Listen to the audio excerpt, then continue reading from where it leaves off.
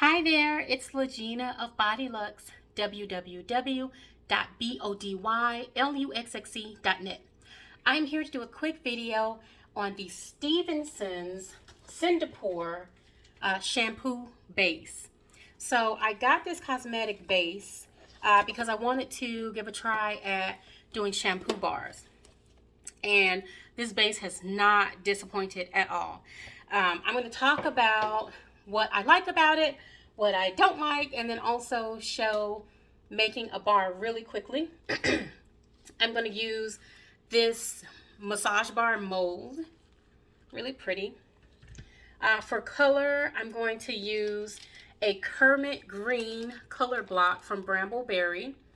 And I'll show why I'm using this color block as opposed to something else at the end, because I've tried on other colors and it did not work out as well as I hoped. I'll talk about the viscosity, the amount of lather that you get with the shampoo bar, fragrancing, pretty much everything I've experienced thus far with trying out the Stephenson syndopour melt and pour base for shampoo bars. Super excited about it. I'm going to make a quick bar right now and just give you guys some overview on my experience. So I'm going to start off with some pieces that I've already chopped up. I've pre-chopped up the base, and what I found from a soap maker's perspective, it melts down super quick. When I did my test bars, it only took 2 rounds of 30 seconds in the microwave, plus maybe another 5 to 7 seconds to heat up my cup of the base enough to work with it. So it was super quick. Typically with melt and pour bases, it takes more than just like 1 or 2 rounds to make a bar. It's probably like 3 or 4. So that's an immediate thing that I noticed, is that it melts super quickly. And even though it's got this really cloudy white consistency right now, when you melt it down, it goes very clear, very transparent, and it takes color very, very well. So just keep that in mind. Sometimes with traditional melt and pour bases, if you get like a shea butter base and it's white like this stark white, the color you get tends to be very pastel. So with this base, it goes really clear when you melt it. However, it does dry to more of a pastel color. Here's one of my samples of a shampoo bar that I've already done using that Kermit Green from Brambleberry, and it did turn out a very nice kind of pastel green. Super pretty, amazing lather. I'll have to show a quick clip of that, but the lather is bar none, very, very superb. So they did an excellent job with this shampoo base. So I'm gonna go ahead and melt it. I've already weighed out. The portion to fill up my 5-ounce soap mold for my massage bar.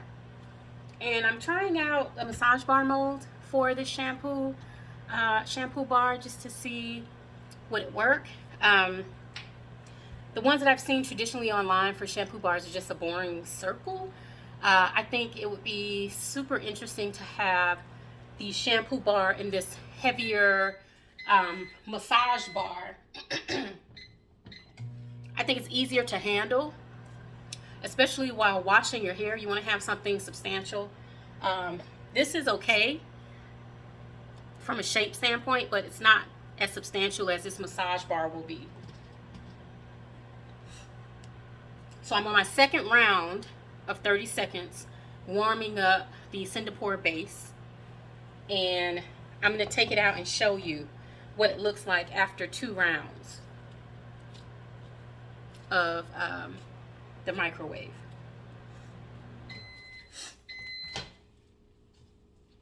Wow, it's crazy. So after 2 rounds, it is pretty much melted. It's clear.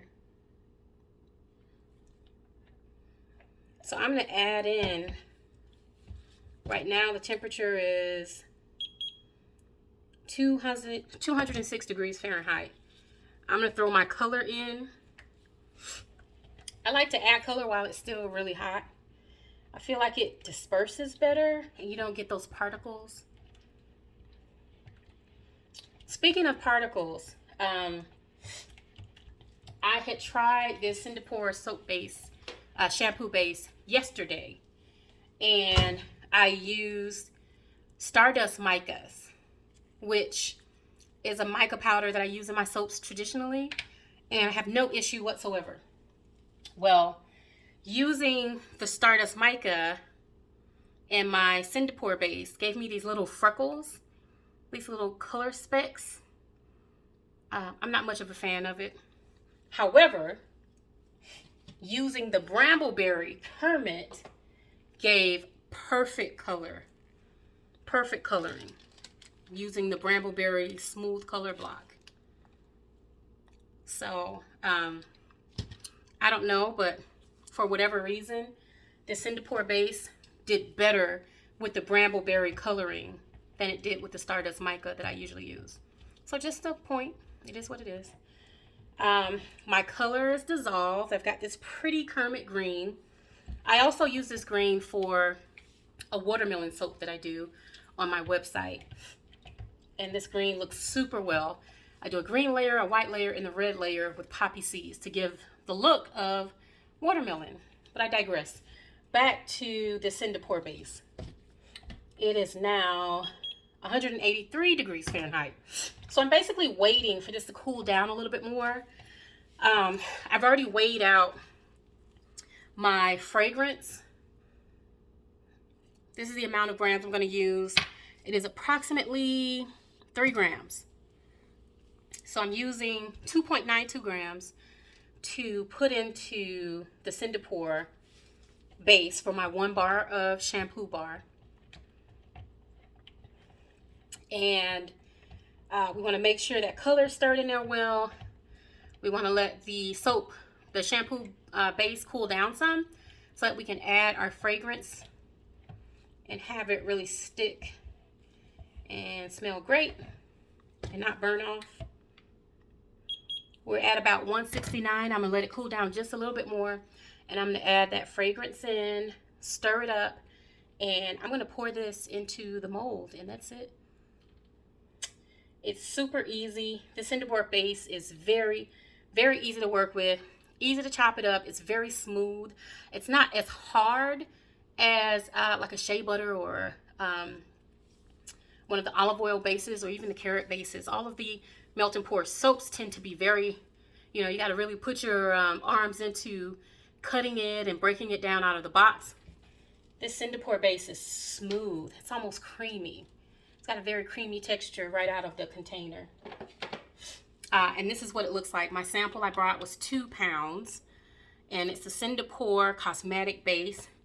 And I got it from, was it Wholesale Supplies Plus? Very nice base. This shampoo base is very nice. It lathers really heavy immediately. As soon as you get the water on it, it lathers like crazy. It's like nobody's business. Okay, I'm going to go ahead and throw my fragrance into the shampoo base. Stir that up. I'm using an Amber Noir. It's a beautiful scent from Candle Science. It's so impressive. It smells like a spa day. Amber Noir smells very, very good. And one thing I want to bring up is that on the Candle Science bottle, it says for soaps, 2 to 5% can be used. Don't go by that for your syndopour base. For the syndopour, I believe they recommend no more than 1 to 2% of the weight of your soap. And I think I did exactly 2% for my soap today, my shampoo base today. So I'm going to go ahead. I've already mixed it up. I'm going to pour. One of the other things that I noticed about this base that I love is that, I'm just making sure I got all of it out. One of the things as a soap maker that I've noticed about this base is that the cleanup is super duper easy. Oh my gosh. Inside your container, the leftovers of the syndopour, it cleans out really, really easily. Like just wiping it. I feel like with my melting pours, it's got to be super, super hot. You got to get in there quick because the soap is going to harden super fast. And if you don't get in there quick enough, you got to warm it up again or hit it with some hot water or something. This is like the simplest cleanup ever. Like, it's crazy.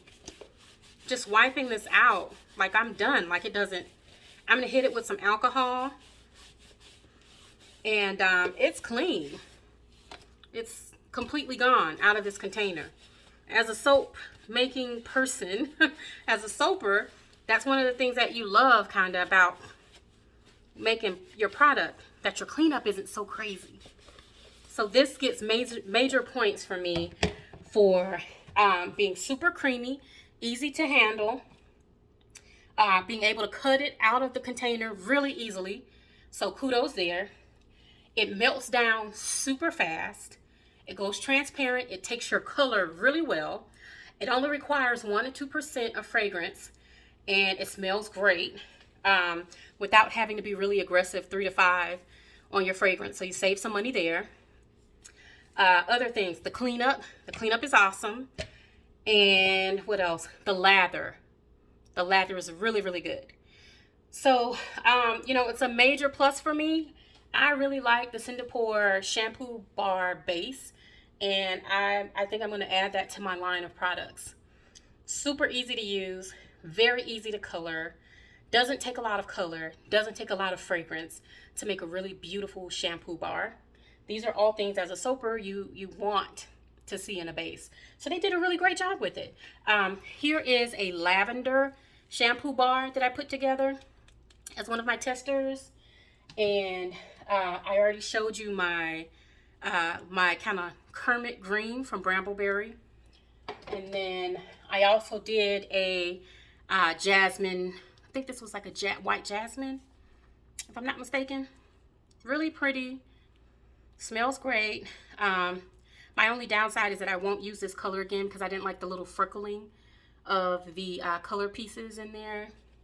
The Brambleberry had 0 freckling, so whatever that is, it worked out. So yeah, that is my review of the Stephenson Melt and Pour syndopour base for shampoo bar making.